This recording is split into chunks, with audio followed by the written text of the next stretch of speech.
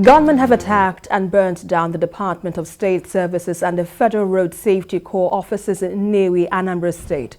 Eyewitnesses report the attack occurred around 1 p.m. today. It was gathered that when hoodlums stormed the offices, they overpowered personnel and set fire on the facilities. The number of those killed or injured cannot be ascertained as at the time of filing in this report. Meanwhile, a former spokesperson of the All Progressives Congress Lagos State, Joe Ibukwe, has accused members of the indigenous people of Biafra of invading and setting ablaze his house in Uragu, Nnewi, Anambra State. He made this public on his Facebook page, where he claimed he captured the incident live from his house in Lagos through his CCTV installed in Nnewi, watching how they alighted from a Sienna bus with jerrycans of fuel. An online video emerged later that featured a burning facility in Nnewi, and Joe Ibukwe has been consistent on its advocacy that Ndigbo should play center politics and need for the zone to be considered to produce the next president after President Muhammadu Buhari's tenure in 2023. While the police spokesperson, Tochukwu Ikenga, confirmed a distressed call of an incident in Nnewi and assured the personnel have cordoned off the premises. This is DSS office. DSS office. Come. This is road safety office also on fire.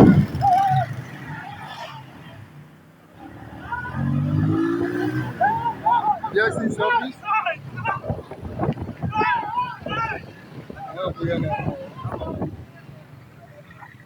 DSS office on fire. People were running because of some shoot of guns.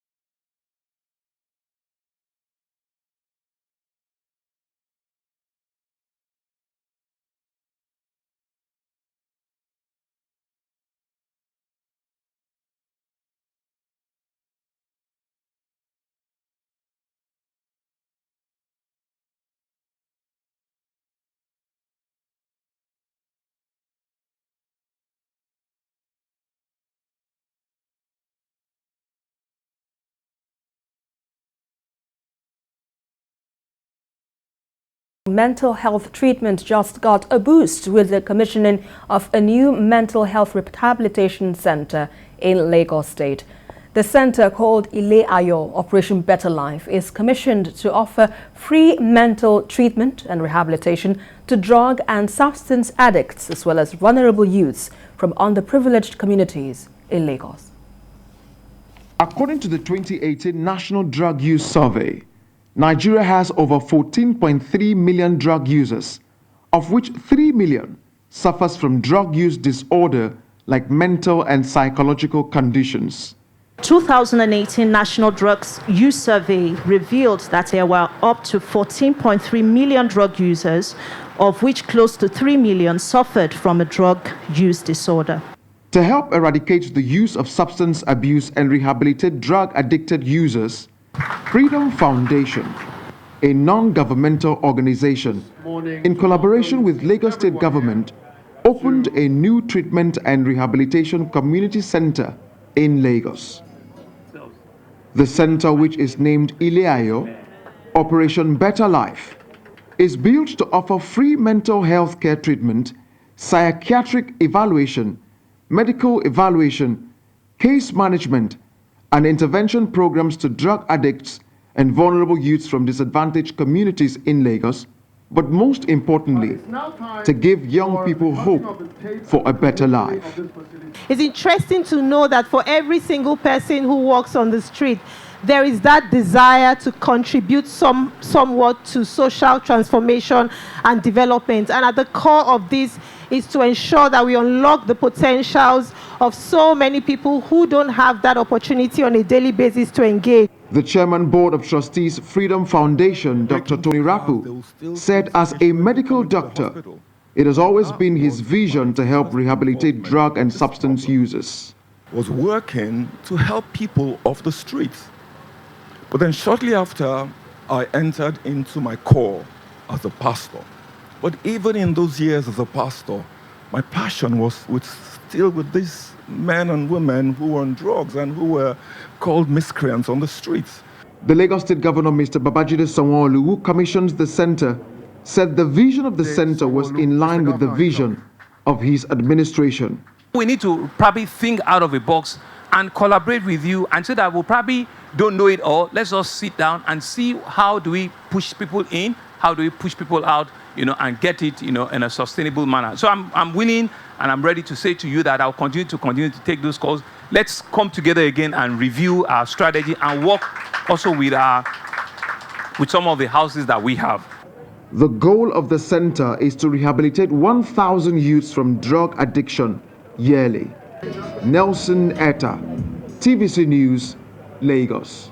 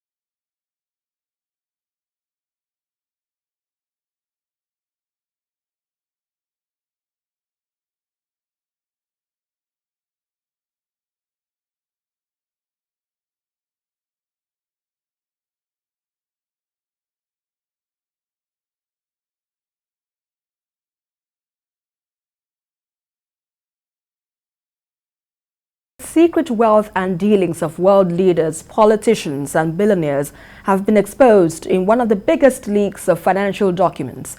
The Pandora Papers exposed the offshore secrets of wealthy elites from more than 200 countries and territories. These are people who use tax and secrecy havens to buy property and hide assets. Many avoid taxes and worse. They include more than 330 politicians and 130 Forbes billionaires, as well as celebrities, fraudsters, drug dealers, royal family members, and leaders of religious groups around the world.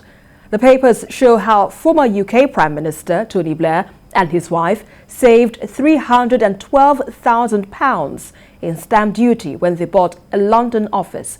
They also link Russian President Vladimir Putin to secret assets in Monaco. And 10 Nigerian politicians have also been exposed in this massive data leak. And the examination of the files is the largest organized by the International Consortium of Investigative Journalists, with more than 650 reporters taking part. It is the latest in a string of leaks over the past 7 years, following the FinCEN files, the Paradise Papers, the Panama Papers, and Lux leaks.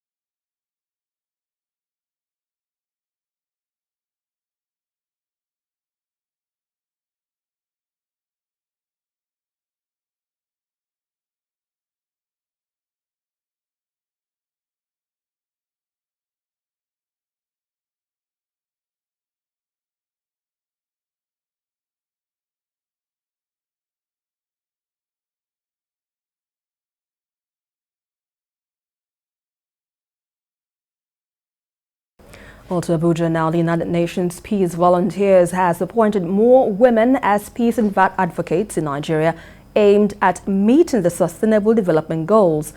Moyo Thomas reports. Women play an important role in ensuring peace, but have not been given enough opportunities or recognized as having such potentials. This lack of recognition may be robbing the country of advocates at a time when peace is so essential and there is need for some straight-cut solutions to peace. Involving women in the process of peace and conflict resolution will also help in bridging gender inequalities in peace processes around the world and will bring Nigeria a step closer to meeting the Global Sustainable Development Goal 5. This is the idea behind appointing women as peace advocates and activists, especially as they function very effectively at the grassroots.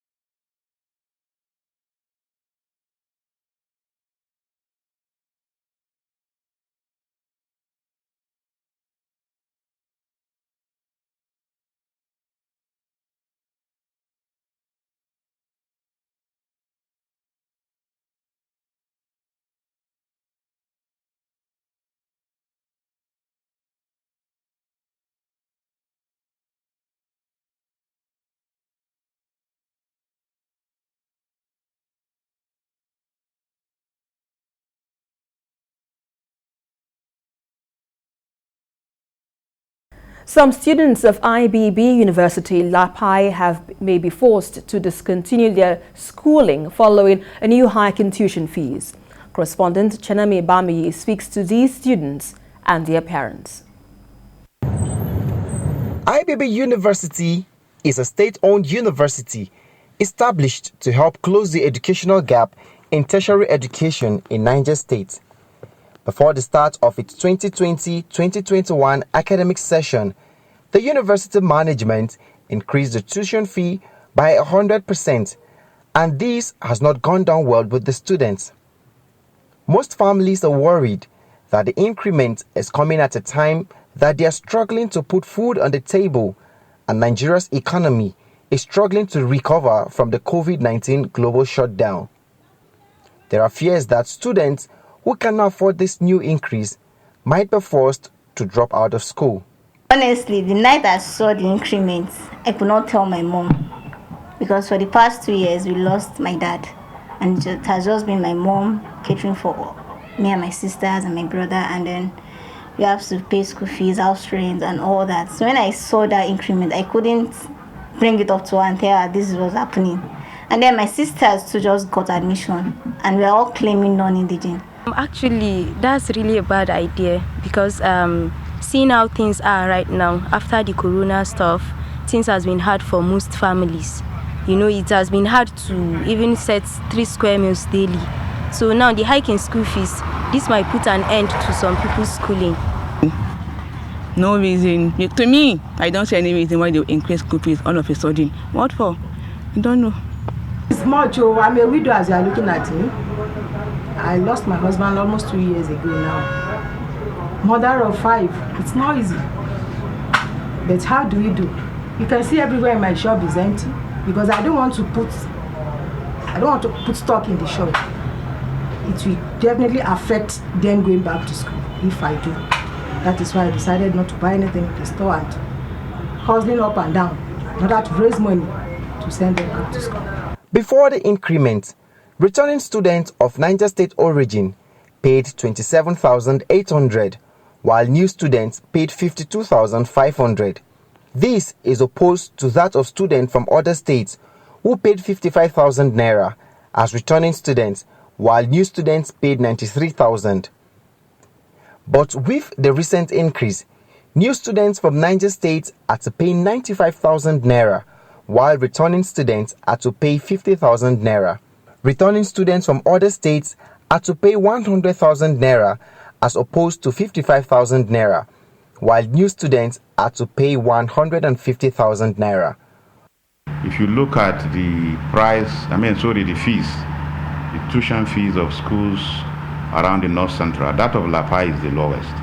I'm sure the university had earlier compared the school fees of Kaduna State University, Kogi State University, and Nasarawa State University, and that of Lapa. I think Lapa is the lowest. But I think apart from being lowest, the fees that before they change the school fees or the tuition fees, that had been on for about 15 or so years. So I think after 15 years or so, and the quality of education, if you need to play with it, then there must be a need to do that. What does this increment mean for students and their parents? It's affecting me very much, because my father is already retired and he's the one taking my responsibility. So I don't know, from his salary, what the pension is being paid, you know, it's very difficult. He's going to pay school fees, accommodation fees. We are resuming officially on Monday, and right now I'm not so sure I'll resume back to school that Monday. I'm not so sure, because really there's nothing on ground. My sister just paid 20,000 naira for the acceptance fee, and they are yet to continue the registration because there's no money on ground yet. Since I'm in final year now, I hope I'll pass and graduate. But my younger brothers, I just got admission now, and they are yet to even pay school fees because of the hike in school fees. I don't know. They are trying to struggle to pay it. I don't know if they'll be able to pay for both of them. They might end up paying for only one person. And you see, putting an end to one's academic life is not an easy task. I have a returning student of 400 level, at 400 level, which we need about almost 120 to within 120 and 130. And her other 2 new students going to resume at IBB Labai. Those two alone is about 400,000. Altogether, close to 600,000. Just for 3 students to go back to school. So it's not really easy at my side at all. If you compare what this amount is with the amount some nursery schools are paying per term, then you will think, you feel there's a good compromise here. There's good give and take in this case. You can't eliminate complaints from any angle. But I think, as I said earlier, to reduce this, the Vice Chancellor is working hard to see to the establishment of indigent scholarship unit so that they can cater for some people that are genuinely in need. The school has resumed its new academic session, but there are not much students on campus due to the huge increments in school fees. Although a little reduction has been made, but the students are still finding it hard to pay their school fees. Chenemi Bameyi, TVC News, Lapai, Niger State.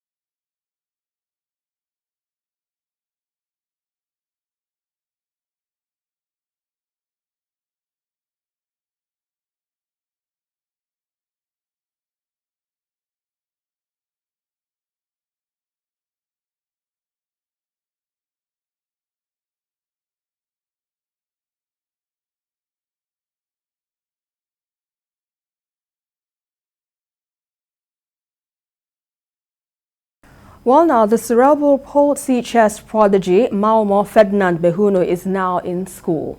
And TVC News Adedoja Salam-Adeniyi in this special report shares the life-changing experience of the young boy, his parents and siblings. In Nigeria, about 10.5 million children are not in school.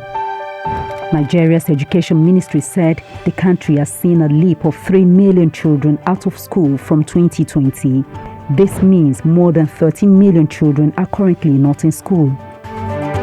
The coronavirus pandemic, insecurity and poverty across the country are some of the reasons these children are not in school. Luckily, the Cerebral Palsy Chess prodigy, Maumo Ferdinand Mehunu, who was part of this number, is no longer in that category. It's a new academic session in Lagos State. And the Mehunus are in for a surprise.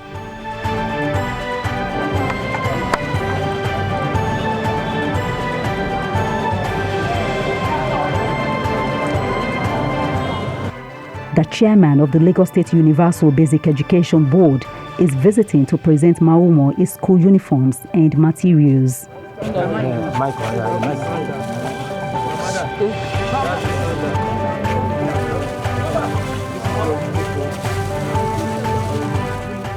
Not only Maumo, but 3 of his siblings, Bosse, Beleti, and Israel, are getting education. Your mat sets and your socks. It's all here, okay. That is your own. Here comes the Mehunu 4.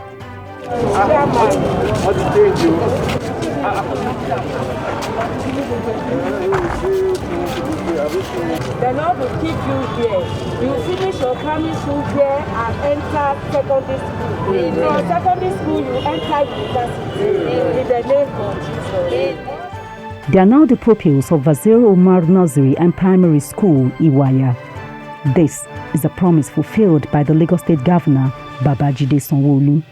He has been able to demystify infirmity. He has been able to redefine what disability is all about. The first thing is to ensure that he is admissible into the normal school, which we have tested.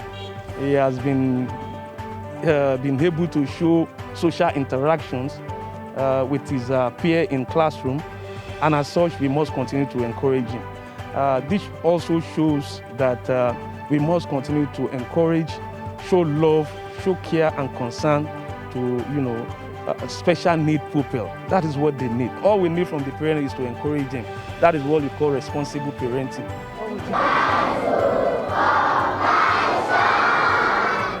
It is assembly time, a time to sing and pray and pass some piece of information to the peoples.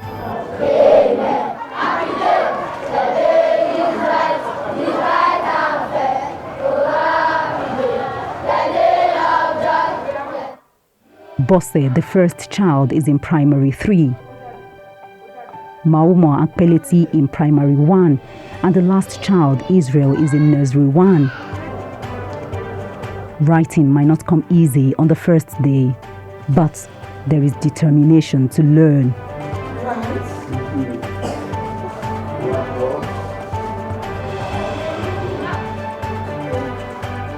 Maumo is engrossed with his studies along with his younger sister.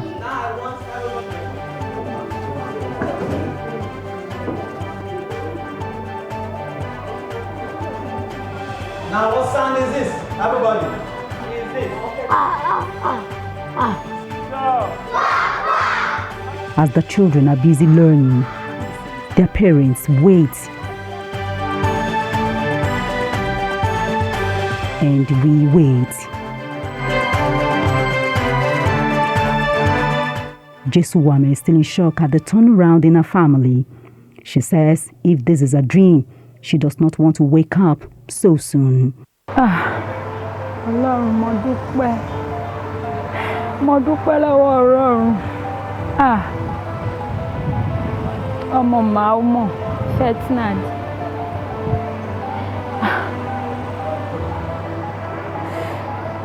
Mo jí síre lẹ́nu. Gbogbo ẹ̀yin ènìyàn tẹ́ bá ti ń wò mí, ẹ má wò mí pé bóyá mo ń sunkún ìbànújẹ́ o, mi ì sunkún ìbànújẹ́. Ẹkún ayọ̀ ni mo ń sun báyìí.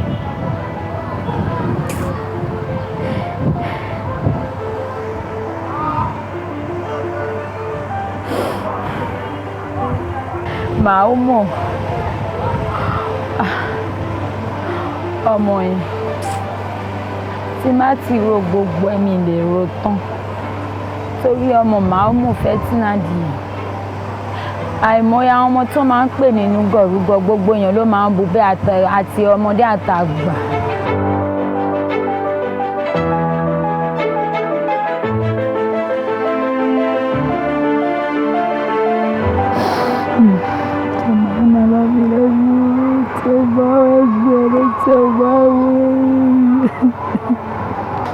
Una la vie.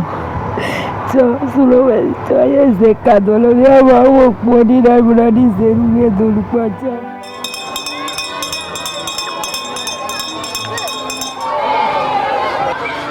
It's break time. And it's like a family reunion of some sort.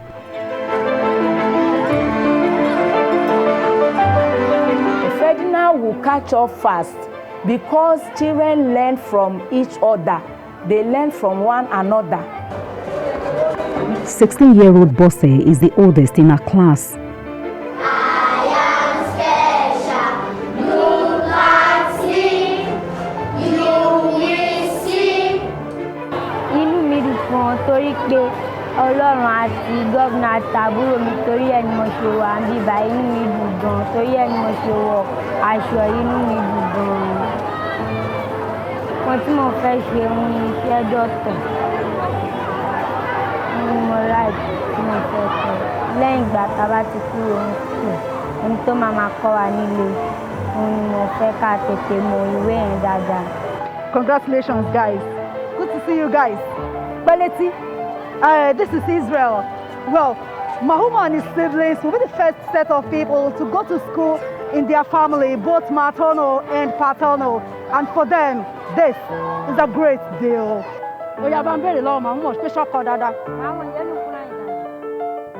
Bosse had always been Maumo's interpreter from Egu to Yoruba language.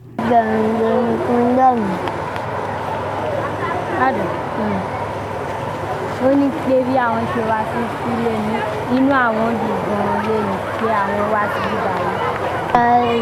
Lóògùn náà wà gbóògùn lè máa náà gùn wá. Ó ní pé àwọn máa wá lójoojúmọ́ àwọn ò ní máa gùn sí.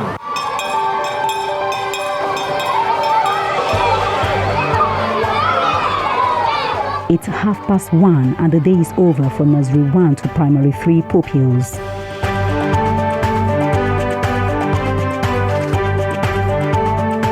All roads lead to Makoko.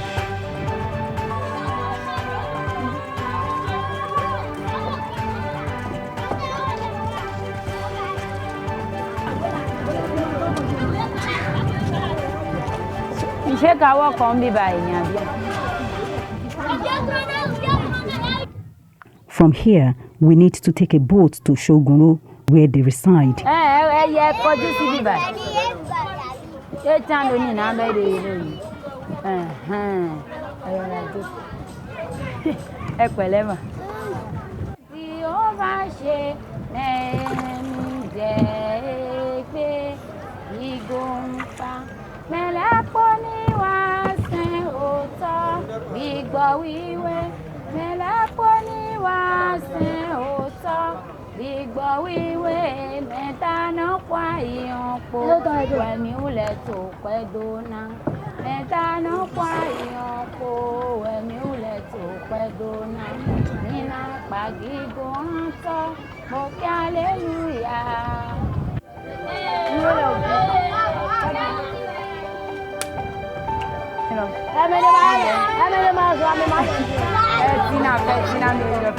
At the community, it's a big surprise to see the children in school uniforms.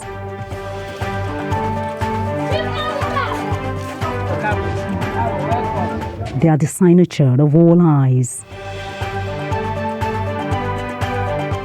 As their new journey starts, nothing in terms of where they live has changed. The specially made staircase is still there.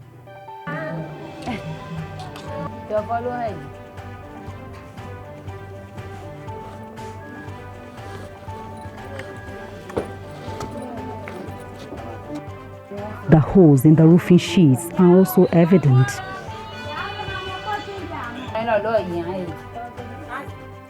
The only thing that has changed since I last came here is the carpet. inú mi dùn gan fún Ọlọ́run pé bó ṣe adé arúgbó yìí fún àwọn púpọ̀ olúwa pé adé pẹ̀lú àwọn ọmọ wa inú mi dùn pé ògo ni fún Ọlọ́run adúpẹ́ fún gọ́fìnà náà. It was the Chess in Slums Africa tournament at Makoko that Maumo Ferdinand Mehunu won in May this year. It brought him to reckoning. He defeated 6 of his rivals and became champion despite his health challenges and lack of formal education. It was the special advisor to Governor Babajide Sanwo-Olu on Lotteries Board who facilitated this meeting with the governor. Maumo's chess match with Babajide Sanwo-Olu went viral and brought him to the public eye.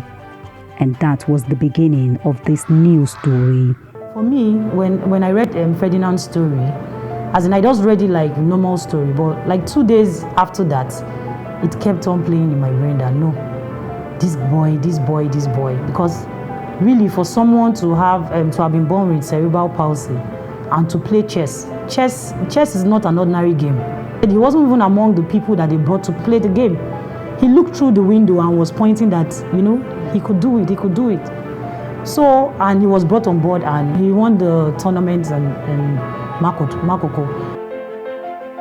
Maumo's story attracted other local and foreign media stations after TVC News dug deep into their lives.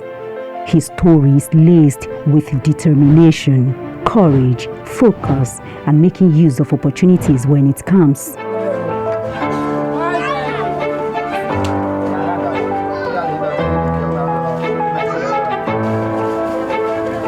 It's also about the power of a mother's love and prayers on her children. This is not the end of the Mehunu story. Adedoja, Salam-Adeniyi, TVC News, Lagos.